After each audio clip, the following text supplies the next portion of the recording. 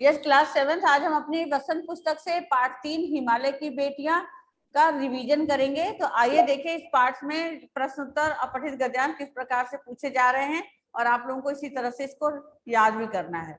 तो पार्ट 3 हिमालय की बेटियां, इस पार्ट का पठित गद्यांश पढ़िए जरा।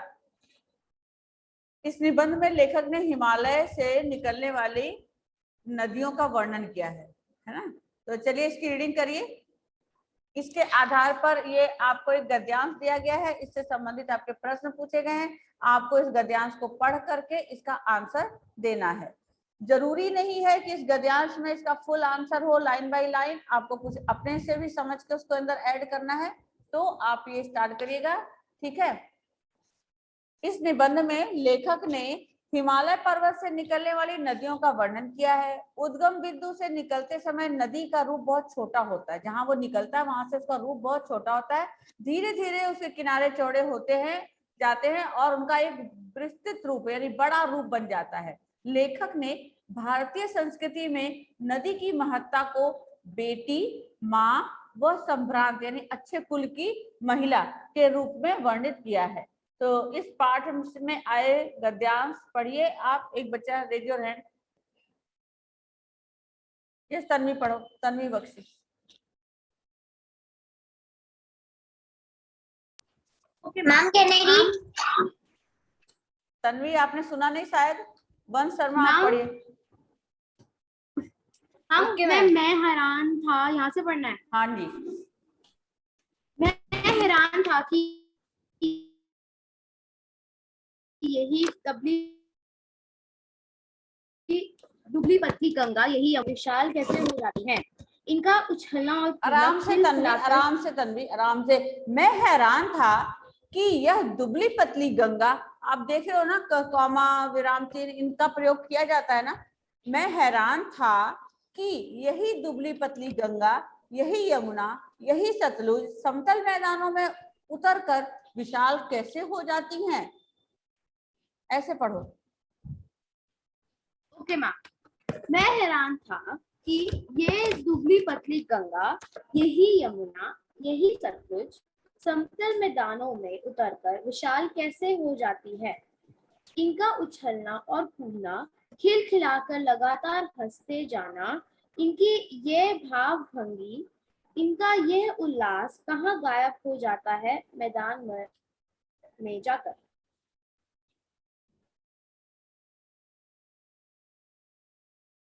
आगे कंटिन्यू लाइन है।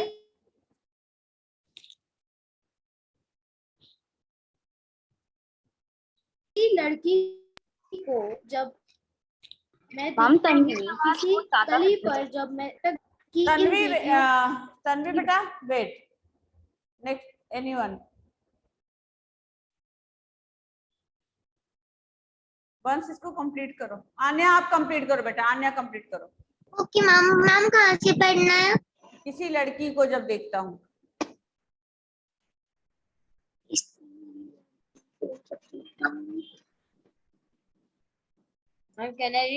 यस वंस आप पढ़ो। Okay ma'am.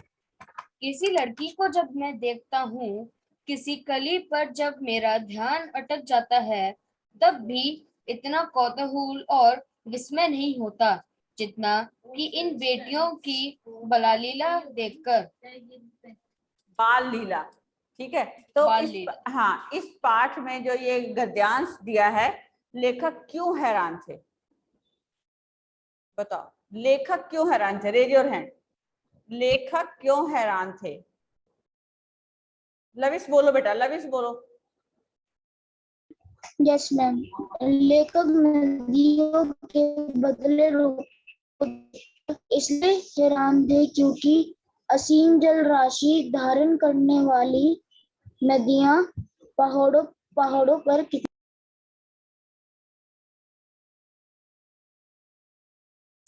बेटा आप ये नहीं देख रहे हो लेखक क्यों हैरान थे? लेखक इसलिए हैरान थे कि यही दुबली पतली गंगा, यही यमुना, यही सतलुज जब समतल मैदानों में उतरकर इतनी विशाल कैसे हो जाती हैं, ये देखकर हैरान थे।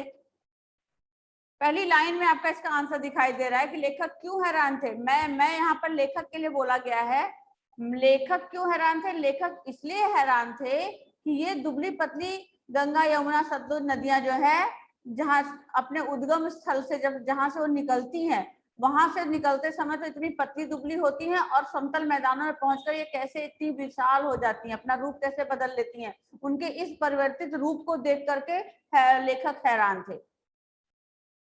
थोड़ा सा आपको अपनी तरफ से भी इसके अंदर बनाना है। आंसर यहीं पर है कि अपने मूल उद्गम स्थल से निकलने वाली ये गंगा यमुना सतलुज नदियां विशाल समतल स्थानों पर पहुंचकर कैसे विशाल रूप अपना ग्रहण कर लेती हैं, उनका यह बदला हुआ रूप देख करके लेखक हैरान थे।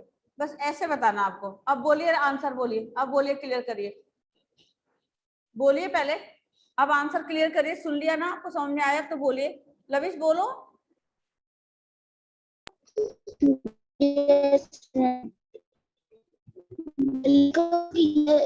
यह देखकर हैरान थी कि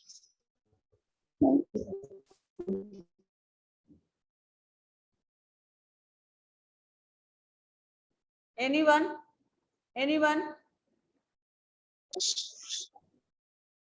बोलो आन्या बोलो। लेखक क्यों हैरान थे?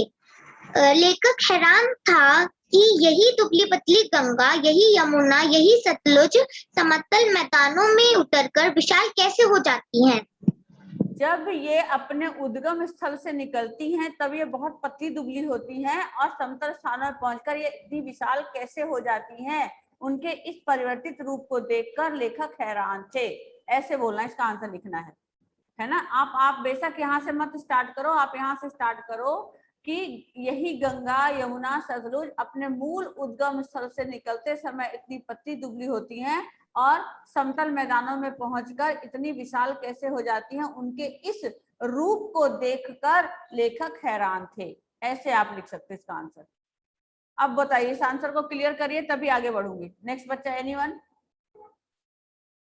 और कोई बताइए इस आंसर को। इतनी बार क्लियर किया मैंने, उसके बाद भी आपको समझ में नहीं आ रहा आंसर, बोलो वंश। Yes ma'am. बोलो। पहाड़ों पर जब नदियां चंचलती होती हैं, जब इनका उछलना और कूदना खिलाकर लगता है हंसते जाने, इनकी यही भाव भंगी, इनकी यह उल्लास का है गायब हो जाती है। ये तो आपने सेकंड का आंसर बताने लगे बेटा। पहाड़ों तथा मैदानों में नदियों के स्वभाव में क्या अंतर आता है ना। तो ये मैं अभी पहले का ही आंसर आप लोगों से क्लियर करना चाह रही हूँ कि पहला आंसर आप लोगों को क्लियर हो गया। ये बताओ पहले का आंसर क्लियर करो। Okay ma'am. लेखक ने जब मैदान में उतरकर ये इन दुबली पतली गंगा, यही यमुना, ये सतलुज और समतल मैदानों में उतरकर विशाल कैसे हो जाती हैं, लेखक यही सोचकर यही महसूस कर रहा था। गलत आंसर, एकदम गलत। वंश आप सुन ही नहीं रहे हो आप लोग, मैं क्या बोल रही हूँ। अपने उद्गम स्थल से निकलने वाली यही गंगा, यही यमुना, यही सतलुज जब समतल स्थानों में पहुंचती हैं तो इतनी विशाल रूप कैसे धारण कर लेती हैं। उनके इस परिवर्तित रूप को देखकर लेखक हैरान थे। एक बार फिर से बोल रही हूँ, अपने उद्गम स्थल से निकलने वाली यही गंगा, यही यमुना, यही सतलुज समतल मैदानों में उतरकर विशाल कैसे हो जाती हैं। उनके इस रूप को देखकर लेखक हैरान थे। एक बार और बोलो, एक बार और बोलो। अपने उद्गम स्थल से निकलने वाली यही गंगा, यही यमुना, यही सतलुज समतल मैदानों में उतरकर इतनी विशाल कैसे हो जाती हैं। उनके इस रूप को देखकर लेखक हैरान थे। अब बताइए कौन बताएगा इसका आंसर। फर्स्ट का आंसर कौन बताएगा? Raise your hand fast, raise your hand fast बेटा, फास्ट फास्ट फास्ट। कौन बता रहा फर्स्ट का आंसर? पहले किसी को नहीं आया? मुकुल आप बोलो बेटा। मुकुल अनम्यूट करिए, बोलिए आंसर। जब तक आपको पहले का आंसर नहीं आएगा मैं सेकंड थर्ड कैसे पूछूंगी? बोलो। कितनी बार आगे? आप, हाँ बोलिए बोलिए। Okay ma'am. अपने उद्गम स्थल से निकलने वाली यही गंगा, यही यमुना और यही सतलुज समतल मैदान में जाके इतनी विशाल कैसे हो जाती हैं? लेखक क्या सोच के हैरान था। हाँ बिल्कुल सही, अब सही हुआ है। ये बोलने नहीं आ रहा आप लोगों को, वेरी बैड। सेकंड है, पहाड़ों तथा मैदानों में नदियों के स्वभाव में क्या अंतर होता है? जब वो पहाड़ों पर होती हैं और जब मैदानों पर होती हैं तो उनके स्वभाव में क्या अंतर होता है? इसका आंसर दीजिए। यस बेटा, raise your hand, fast raise your hand, बोलो चैप्टर।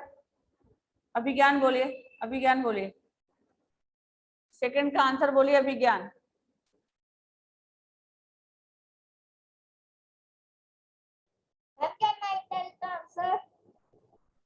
बोलिए बेटा बोलिए। वेदिका। नदियां जब पहाड़ों में होती है तो वह दुबली पतली रहती है, लेकिन जब वह नदियों में आती है जब वह विशाल हो जाती है।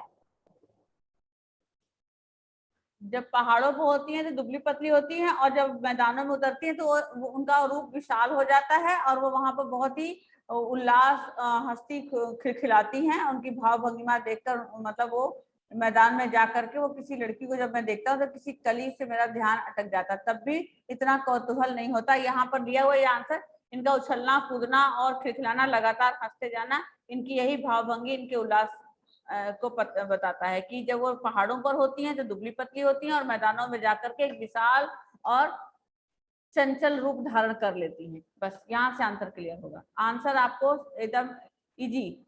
पहाड़ों पर जब ये नदियां होती हैं तो ये देखने में दुबली पतली होती हैं और जब मैदानों में पहुंचती हैं तो इनका रूप विशाल हो जाता है और इनकी चंचलता बढ़ जाती है। बस ये अंतर होता है। थर्ड नंबर पर है, नदियों का एक अलग रूप देखकर लेखक को क्या महसूस हुआ?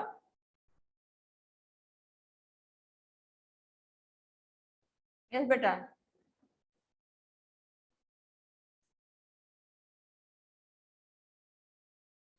बोलो आंसर। और आपको यहाँ पर देख रहे हैं तीनों के आंसर यहाँ दिए हुए हैं, इसके जस्ट नीचे आप देख रहे हैं क ख ग, है ना।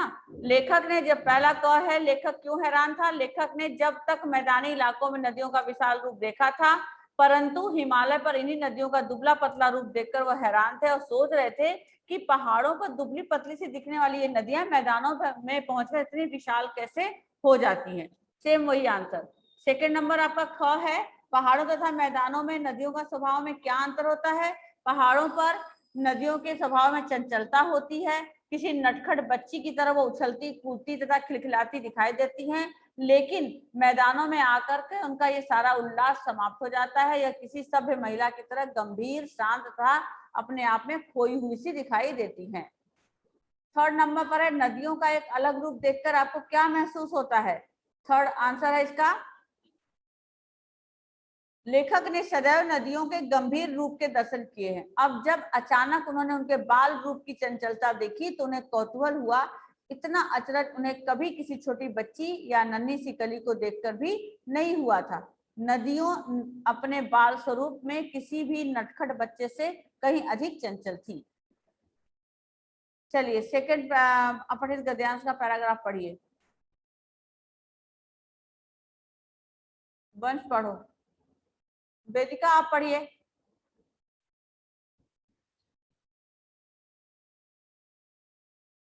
सेकंड पैराग्राफ अपठित गद्यांश पढ़। Yes ma'am. खेलते खेलते जब ये जरा दूर निकल जाती हैं तो देवदार, चीड़, सरो, चिनार, सफेदा, कैल के जंगलों में पहुंचकर शायद इन्हें बीती बातें याद करने का मौका मिल जाता है।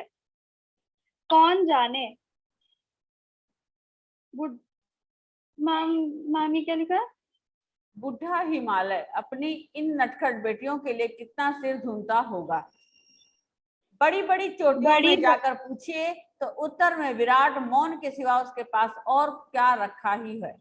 तो इसका प्रश्न है, नदियों खेलते खेलते कहाँ पहुंच जाती है? नदियां खेलते खेलते कहाँ पहुंच जाती हैं?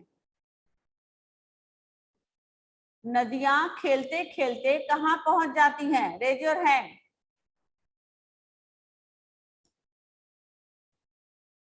नदियां खेलते खेलते कहाँ पहुंच जाती हैं? Yes Mukul. Ma'am can I tell? हाँ बोलिए। नदियां अपने पिता के आंगन में खेलते खेलते निकलकर दूर पहुंच जाती हैं।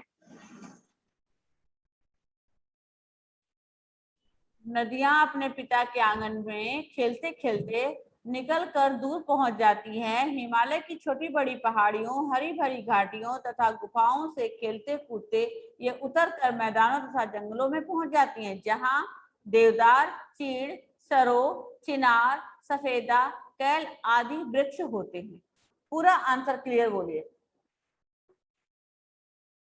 सेकंड है आपका, नदियां जंगलों में पहुंच कर कौन सी बीती बातें याद करती होंगी?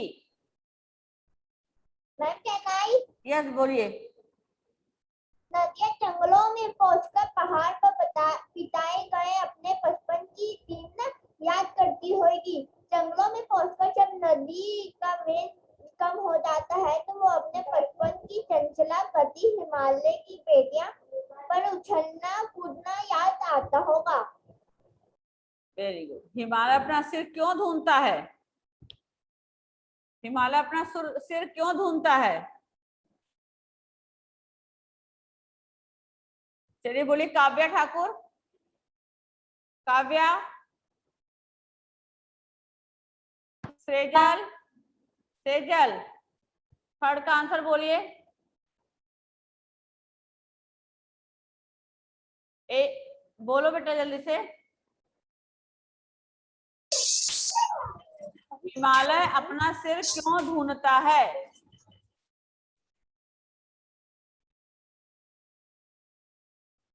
दिव्यांशी बिश्नोई।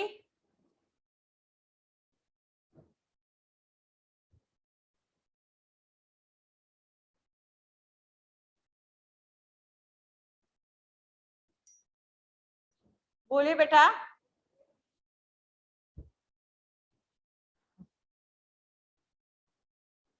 यस